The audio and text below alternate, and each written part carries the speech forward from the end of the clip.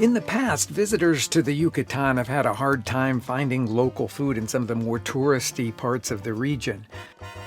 Well, Chef Federico Lopez is working to change all of that. Between his large catering business based in Cancun and restaurants throughout the region, he's on a mission to expand the reach of local cuisine. He took me on his personal tour of traditional ingredients to show me what, for him, the Yucatan is all about. Everything is really fresh and local. You cannot find any products that are not from the area. For Federico, it all starts about an hour west of Cancun at the produce market in Valladolid. Now, it's not a big market, but you'll see that it showcases the very best that the region has to offer. This looks like it's really fresh jicama. And juicy. And the local squash. Yeah, let's go. I'm gonna need some squashes. What I'm gonna do is like a salad. Okay. We call it those hortalizas, and we're gonna do it with a lime vinaigrette. A ver, marchante, pues deme unas calabacitas. We were finding ingredients for dishes that Federico was going to make with me later. So these are the famous white cucumbers from around here, right? Yeah, they're very local, very from the Yucatan area. Okay, so you've tasted the ones that are green on the outside and the ones that are white. How do you describe the difference? I think these ones are mild in the tart part, no? Right, They're right. more sweeter, we can call it That's like what that. I would say, is that they're sweeter. ¿Me das estos dos pepinos, por favor?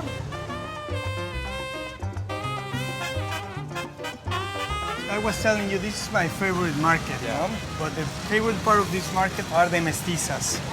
Because they come every morning here and they really have the best local product. It is absolutely From the morning, picture no? perfect. And one of my favorites is the chaya. Okay. This is the kind of a spinach. Yeah, but it's not related to spinach, right? I mean, No. spinach grows low and this No. grows on a big bush. No, this is a big bush.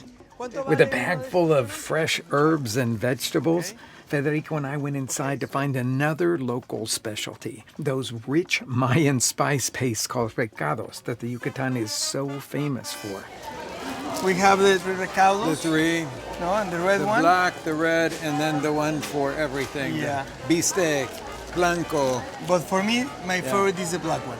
made from burnt chilies. Yeah, it's made from this chile, no? The Yeah. Chile país, País. the chile chagua. And it's We also completely picked up some different. dried It beans tastes- and that quintessential Yucatecan ingredient, pork. You see, I'm gonna do like a tenderloin. Yeah. Unas manitas. Along with the tenderloin, the butcher thought that we should buy a couple of pig's feet too. Of course, it wouldn't be a trip to the market without a little snack. Federico took me to a stall that serves one of my favorites, little corn masa volcanes filled with pork lomitos de Valladolid.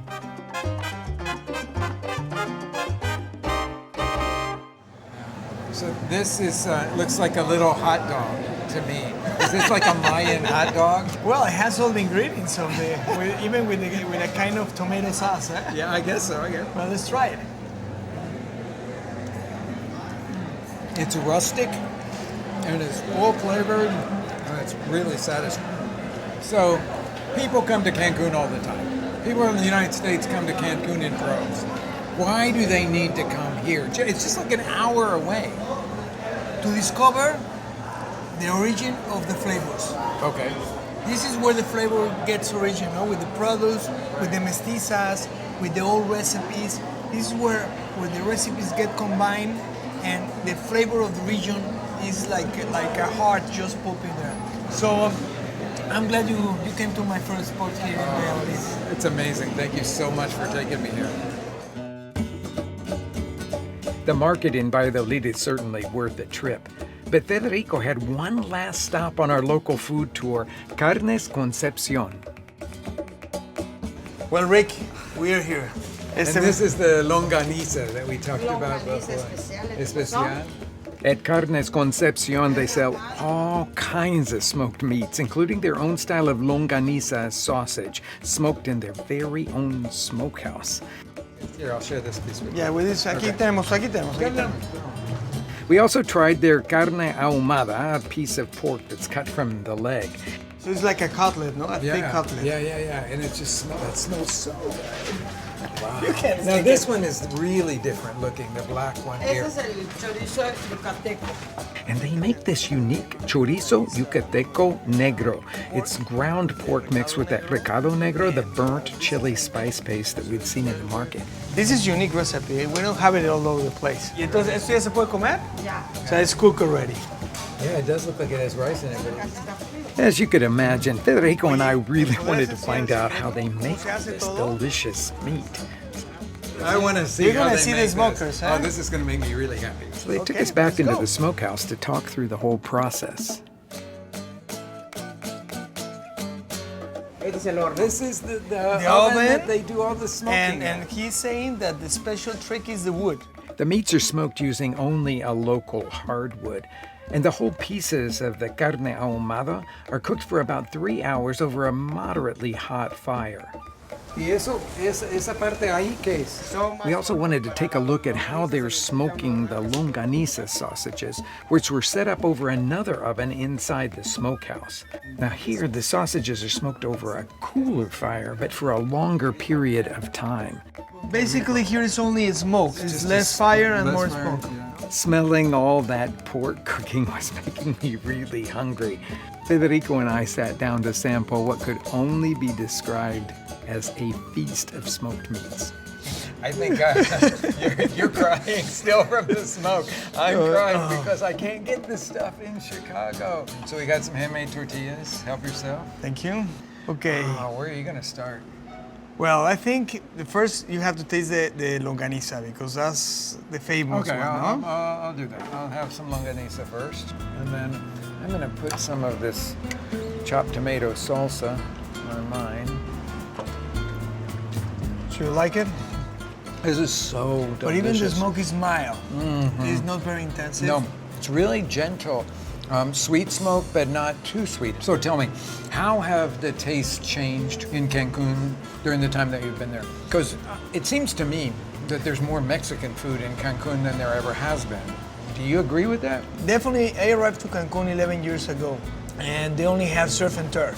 This food, you only have it in the local houses, or if you have somebody from a Mayan heritage, but not really into the professional kitchens.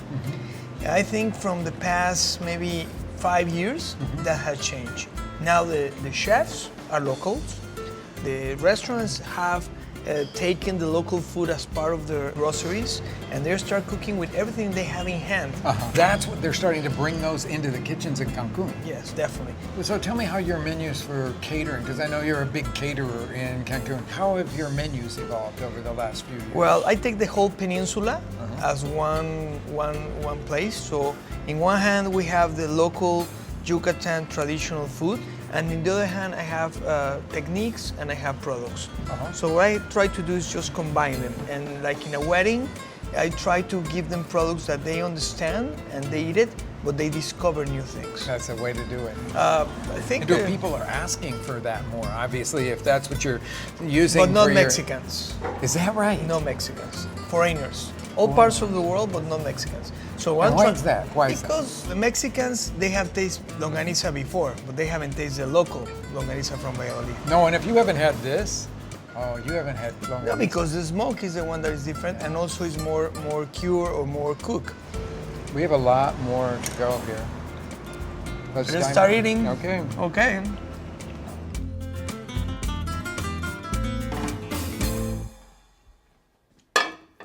Lomitos, that pork and tomato braise that's so popular as a sort of taco filling or antojito filling in the Yucatan, is a perfect dish for a slow cooker. So I've taken the insert from my slow cooker and I'm going to put it directly over the fire, turn it on to a medium high, and I'm going to give it a couple of tablespoons of bacon fat. This is just some that I had in my refrigerator here. You could use oil if that's more your style. And while that's heating up, I'm gonna cut up a pork shoulder roast. Mine came in a net, so I'm gonna cut the net off of it and then cut it up into 1-inch chunks.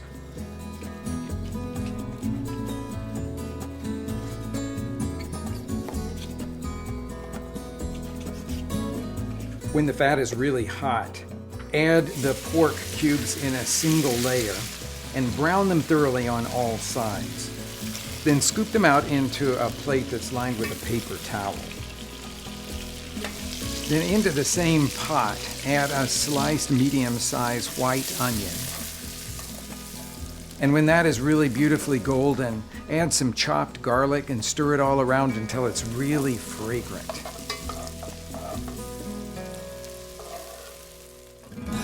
Now on to the chilies. In the Yucatan Peninsula, they use a small dried red chili that's called chile país. We don't really see those much in the United States. So what I usually use for this kind of a recipe is a chile de árbol, you know, the ones with the long stem on them. So you just pull that stem off, and then I'm going to put those into the blender jar along with the can of tomatoes. Now I'm going to start with only half the can of the tomatoes because I want the blender to do the work of chopping up all of those chilies, and we'll make a smooth puree out of that. Now the rest of the tomatoes will go into the blender jar, and I will make a coarse puree out of this mixture.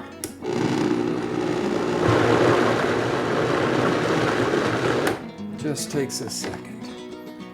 All of the tomato chili mixture will go into that slow cooker base, mix it all up. I'm going to give it a little bit of salt, just to get the seasoning started. Now here's the last ringer. This is epazote. It's one of the herbs that is customary in loads of preparations in the Yucatan Peninsula. If you don't have it, then I would say you could just leave it out. If you really want a whole handful of cilantro, but I would add that at the very end of the cooking. So nestle the epazote down into the tomato mixture, and then put the insert into the base, turn it on to high, put the top on it, and it'll take about 4 hours for that meat to get tender and for this mixture to fill your house with an absolutely delicious smell. Spoon the steaming hot pork lomitos into a serving dish. Then top it with some sliced red onions that you've seasoned with lime juice and salt. And then just shower it with some cilantro. It'll be one of the best Yucatan-style taco fillings you've ever had.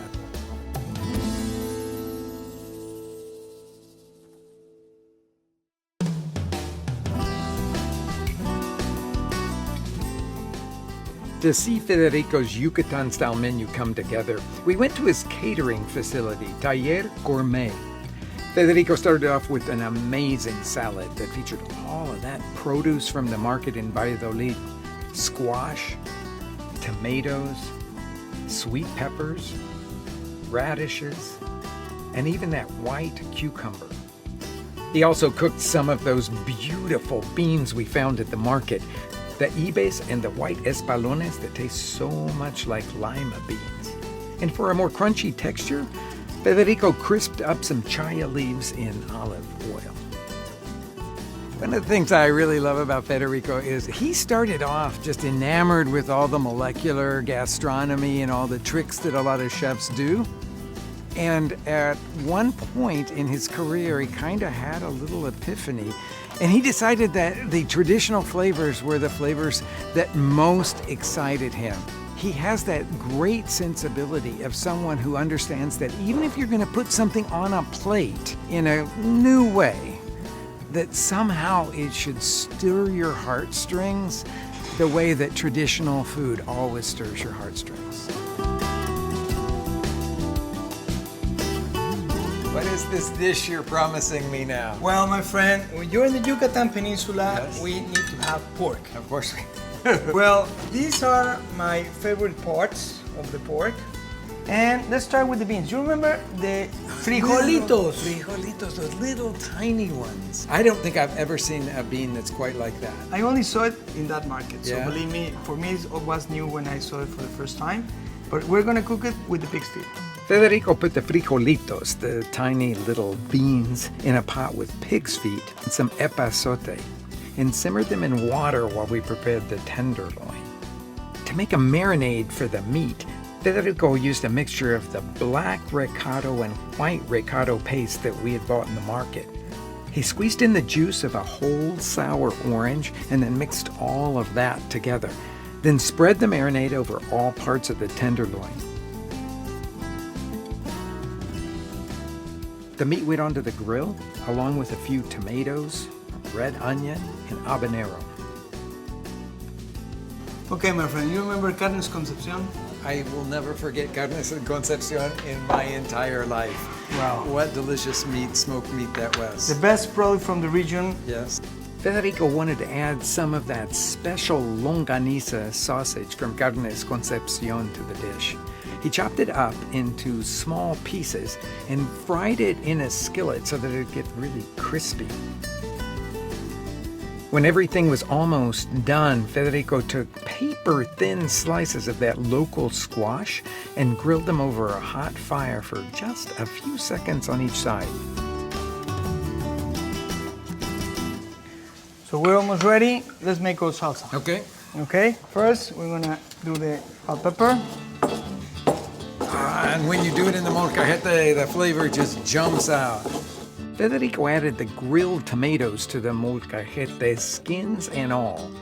He chopped up the onion, added a splash of lime juice, and then mixed it all together with a little bit of salt. It was finally time to put everything on the plate. That's your plate. This is my plate. That's a beautiful plate. Well, again, we're local. This is a local, It's local wood? local wood, local Cool. plate. Onto that beautiful plate, Federico made a bed of the grilled squash and tucked a little of the beans underneath.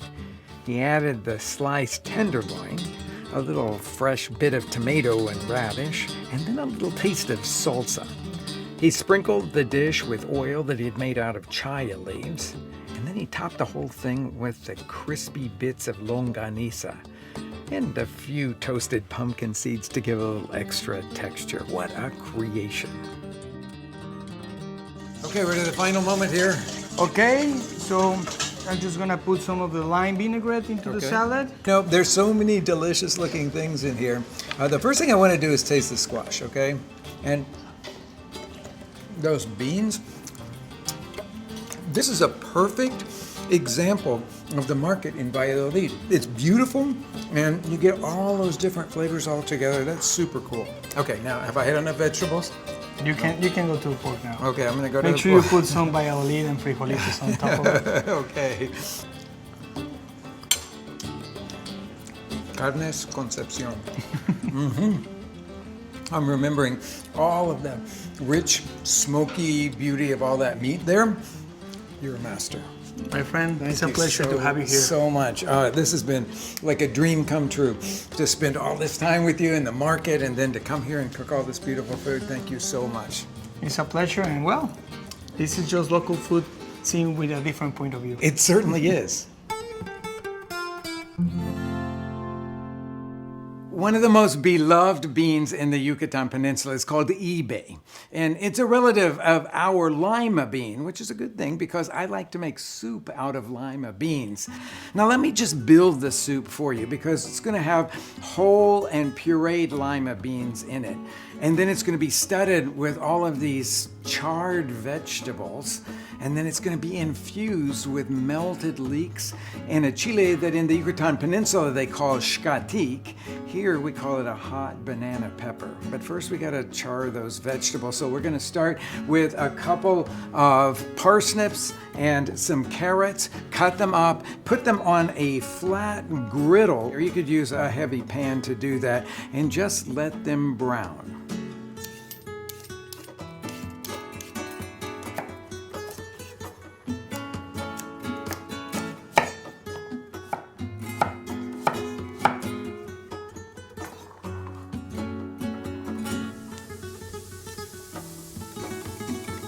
Now, one of the things that makes this soup so special is that we're going to garnish it with some crispy smoked pork. So we have a lot of options here. You could just fry up some bacon until it's crispy and then crumble that over the soup. You could do ham if you wanted to. What I'm going to choose today is smoked pork hock. It usually will have the skin on the outside of it. So you'll want to cut through that skin, and then I just peel it off the outside. Then I want to cut the meat away from the bone. And then you can pull that meat apart or cut it apart. Just kind of cut it up into smaller pieces, and then we're going to fry this until it's crispy.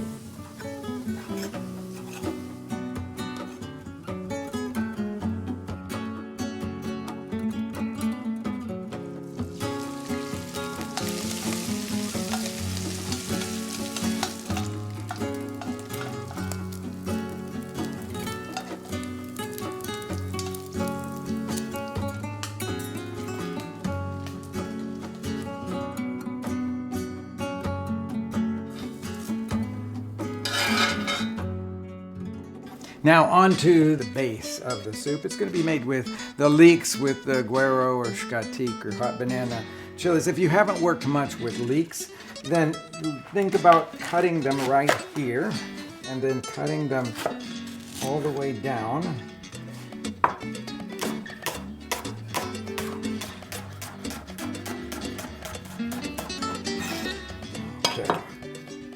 I'm not going to use these tops. Some people would want to use them. For me, for this soup, they're a little bit too tough to actually melt, and I want a creamy texture in the melted leeks. But we do have the chilies to go, so we're going to cut those open halfway down after taking the stem end off, and then cut out the seed pod and the veins. This is just a fast way to get all of the seeds out.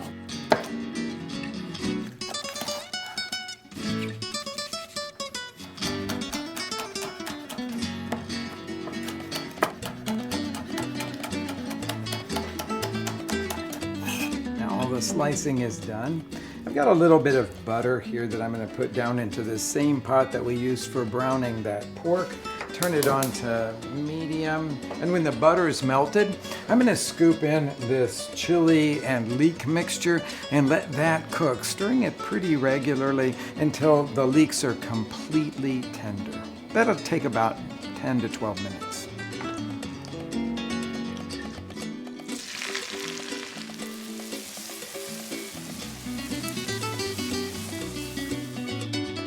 When the leeks and chilies are meltingly tender, scrape them into a blender jar.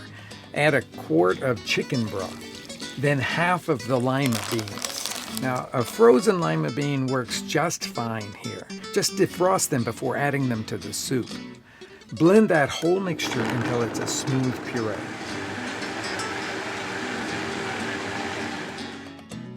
Return that velvety broth to the pot. Add the charred parsnips and carrots, then the other half of the lima beans. Now let that simmer over about a medium heat for a few minutes just to let all those flavors come together.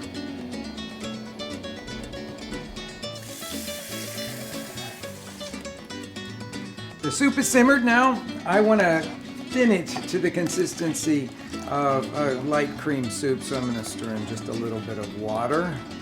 Give it a seasoning with salt. Now ladle the soup into bowls. I like wide bowls for this because it's a hearty soup. We're going to put some of the crispy pork on the top here. Sprinkle it with a little bit of Mexican queso añejo. You could use Parmesan or Romano for this. I like some herbs on it. You could use parsley. Or my favorite, which is cilantro leaves over the top of it. And there you've got a soul-satisfying soup with the flavors of the Yucatan.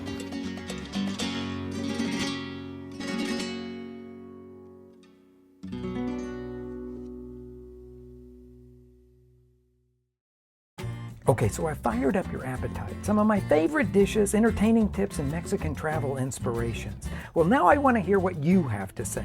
Visit us at rickbayless.com/TV for recipes and a whole lot more.